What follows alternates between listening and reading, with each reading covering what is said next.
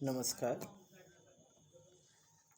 आइए सर्वप्रथम हम लोग आज फिर से एक नए टॉपिक के साथ 10वीं कक्षा के जो एनसीईआरटी है इसमें प्रकाश का प्रवर्तन और अपवर्तन से हम कुछ महत्वपूर्ण प्रश्नों को लिए हैं। तो सबसे पहले देखेंगे कि कौन कौन से प्रश्न हैं। तो आइए देखते हैं। सबसे प्रथम है, किसी पारदर्शी माध्यम में प्रकाश किरणें गमन करती है। तो पारदर्शी माध्यम हो तो उसमें प्रकाश किरणें हमेशा सीधी रेखा में गमन करती है, इसलिए इसका आंसर जो है वो आपका पहला होगा, सीधी रेखा। ठीक है, आप इसे देख भी सकते हैं। दूसरा है, निर्वात में प्रकाश की चाल। निर्वात मतलब वहाँ जहाँ हवा नहीं होती है। तो ये आपको किलोमीटर और मीटर दोनों में पूछा जा सकता है। तत्काल यहाँ मीटर में पूछा गया है, तो इसका भी आंसर आपको देना है। जो किलोमीटर में है वो गलत है, मीटर में आपका सही है। 3 × 10⁸ यानी 3 × 10⁸ मीटर पर सेकेंड, ये हमारा दूसरा का पहला आंसर सही है। और फिर से आप देखें, हाँ ये पहला आंसर सही है। इसके अलावा हम चलते हैं आप अगले प्रश्न पर। तो तीसरा प्रश्न है जो कि बता रहा है कि अवतल दर्पण की फोकस दूरी होती है।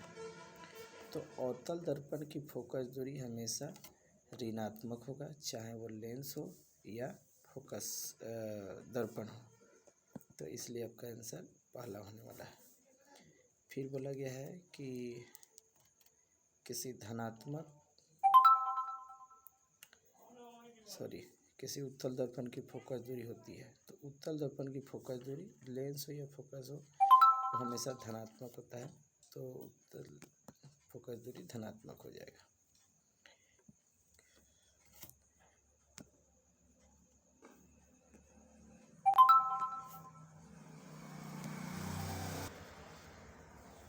अब आते हैं 5वें प्रश्न पर। तो 5वां प्रश्न हमारा करा है, किसी अवतल लेंस की फोकस दूरी होती है।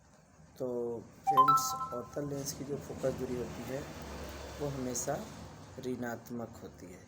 अवतल लेंस हो या अवतल दर्पण हो, जब फोकस दूरी पूछा जाए तो आप ऋणात्मक ही लगाएंगे। और इसके अलावा हम देखते हैं 6 नंबर प्रश्न है, बोला है किसी उत्तल लेंस की फोकस दूरी होगी।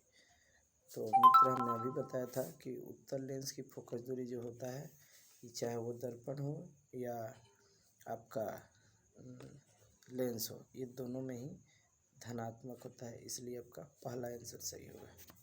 उत्तल लेंस की फोकस दूरी धनात्मक होती है। 7वां है, वास्तविक प्रतिबिंब का आवर्धन होता है। तो वास्तविक प्रतिबिंब का जो आवर्धन होता है वो आपका ऋणात्मक होता है। तो वास्तविक प्रतिबिंब का जो आवर्धन होता है वो ऋणात्मक होता है। और वहीं अगर आभासी होता है, जैसे नीचे दिया हुआ है, आभासी एवं सीधा प्रतिबिंब का आवर्धन क्या होता है, तो वो आपका धनात्मक होता है। 8 का ए। ठीक है, और हम आगे बढ़ते हैं आगे की तरफ। 9 नंबर हम लोग देखते हैं, गोलीय दर्पण में उत्पन्न आवर्धन एम। ठीक है,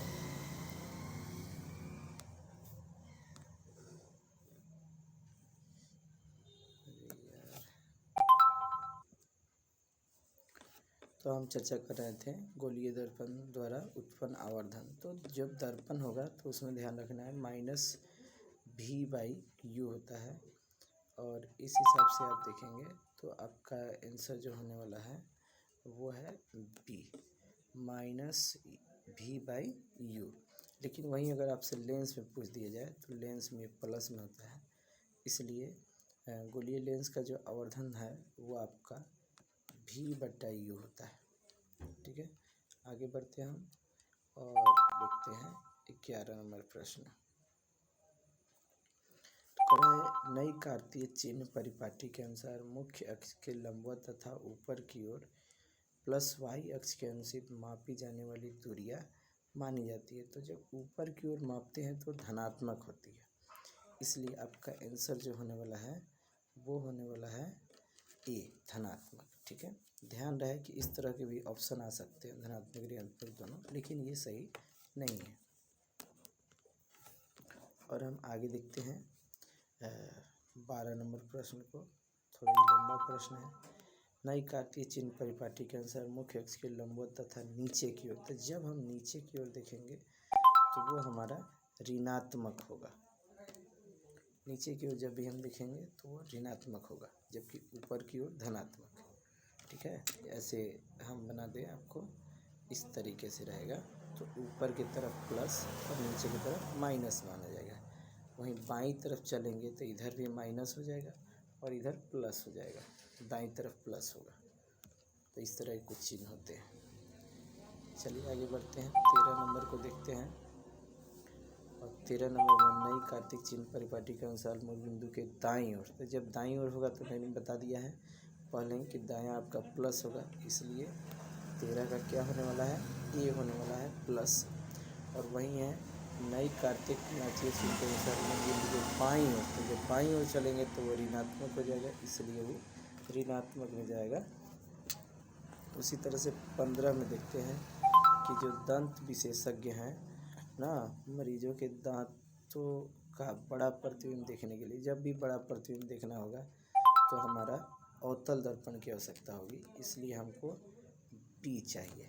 बी हमारा आंसर हो जाएगा। सौर भट्ठी की बात कह रहा है, इसमें भी अवतल दर्पण ही केंद्रित करने की, तो सौर दर्पण कह दे, डॉक्टर के लिए कह दे, या सर्च लाइट वाहन के अग्रदीप बोला है, इसमें भी यानी कि 17 जो हम लोग देखने जा रहे हैं, इसमें भी हमारा आंसर अवतल दर्पण ही होने वाला है। जब भी सर्च लाइट अग्रदीप आदि की बात की जाए तो इसमें हमारा अवतल दर्पण होगा, इसलिए हमारा जो आंसर होने वाला है वो होने वाला है अवतल दर्पण। सेविंग दर्पण, सेविंग कहा जाता है जब हम लोग दाढ़ी वगैरह बनवाते हैं तो उसको सेविंग बोला जाता है। तो उस समय कौन सी दर्पण का प्रयोग किया जाता है, तो उसमें भी अवतल दर्पण का प्रयोग किया जाता है। इसीलिए एक ही तरह के प्रश्नों को मैंने एक जगह रखा है कि कंफ्यूजन आपका नहीं रहे। आगे देखते हैं वाहनों के पश्च दृश्य, पीछे देखने के लिए देखिएगा, जो मोटरसाइकिल चलाते हैं लोग और गाड़ी चला रहा है तो ड्राइवर के ठीक बगल में जो शीशा लगा रहता है उसके बारे में पूछा गया आपसे, तो वो शीशा आपका उत्तल दर्पण होता है। थोड़ा सा और नीचे कर दूँ, हाँ, तो किस दर्पण का उपयोग किया जाता है, तो वो होता है उत्तल दर्पण, उत्तल दर्पण होता है। ठीक है, सॉरी, ये उत्तल दर्पण नहीं होगा, वाहन वाला में उत्तर होगा। वाहन का जो पश्चिमी दर्पण है, तो इसमें आपका उत्तल दर्पण हो जाएगा, वो नीचे है, सी ऑप्शन में है। मैं इसे ध्यान नहीं दे पाया था। आगे बढ़ते हैं, 20 में देख लेते हैं हम लोग। तो बोला है कि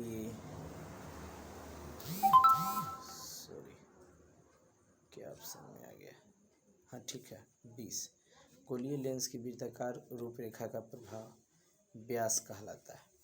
तो गोलीय लेंस का जो वृत्ताकार रूपरेखा का जो प्रभाव है वो आपका जो द्वारक है, इसे द्वारक ही कहते हैं। जैसे हमारा फोटो दिख रहा है तो ऊपर से नीचे तक की जो दूरी नापी जाती है उसको हम लोग द्वारक कहते हैं।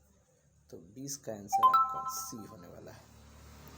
उसी तरह से बोला है किस लेंस की सहायता से किसी एक बिंदु पर सूर्य के प्रकाश का संकेंद्रण ऊष्मा उत्पन्न कर सकता है, तो अवतल लेंस के प्रभाव से नहीं होगा, ये उत्तल लेंस के प्रभाव से होगा, इसलिए केवल बी इसका आंसर देना उचित होगा। तो 21 का आपका बी हो जाएगा। उसी तरह से 22 है, अवतल लेंस की क्षमता होती है। तो देखिए अवतल लेंस की जो क्षमता है वो ऋणात्मक होती है और उत्तल लेंस की क्षमता धनात्मक होती है, इसलिए हमारा आंसर होने वाला है बी। तो उम्मीद करते हैं आप लोगों को ये वीडियो अच्छा लगा होगा। कुछ सुझाव वगैरह होते रहते हैं, आप लोगों के पास अच्छा अनुभव भी है, तो अपना सुझाव हमें ज़रूर दें। तब तक के लिए धन्यवाद।